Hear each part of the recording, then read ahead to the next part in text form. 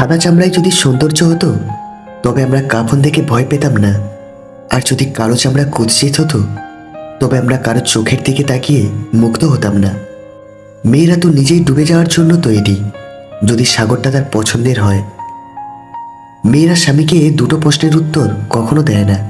Number 1, তার আগে প্রেম ছিল কিনা, আর নাম্বার 2, তার বাবার বাড়ির গোপন কথা।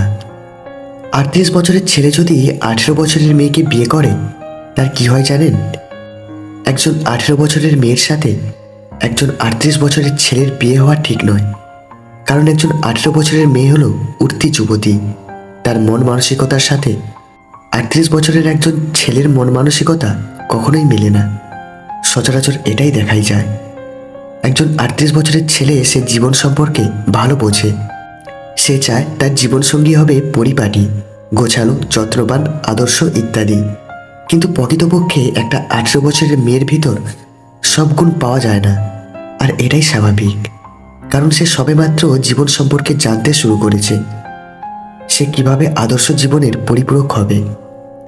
18 বছরের মেয়েরা চায় একটু স্বাধীনতা, একটু রোমান্টিকতা, একটু বেখেয়ালি থাকা, একটু অগাছালো ইত্যাদি, যা সম্পূর্ণই 18 বছরের ছেলের চাওয়া পাওয়ার বিপরীত।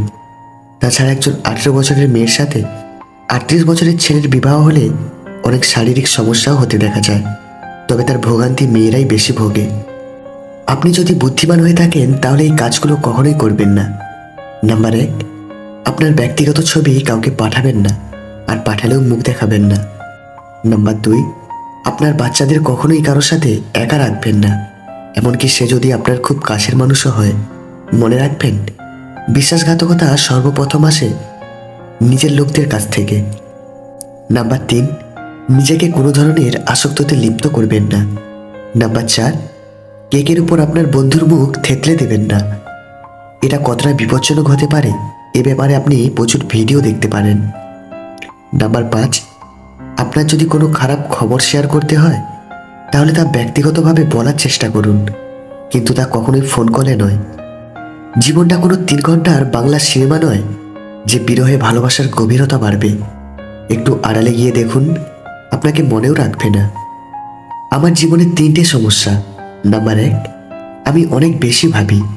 নাম্বার 2, আমি সবাইকে অনেক বেশি ভালোবেসে ফেলি। আর নাম্বার 3, সহজেই সবাইকে খুব বেশি বিশ্বাস করে ফেলি।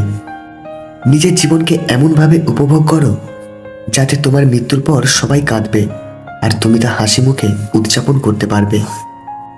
টাকা কম থাকলে দুঃখ করে করে সুখের 12টা বাজে, আর টাকা বেশি থাকলে চোর চিটিংবাজের ভয়ে ঘুমের 12টা বাজে।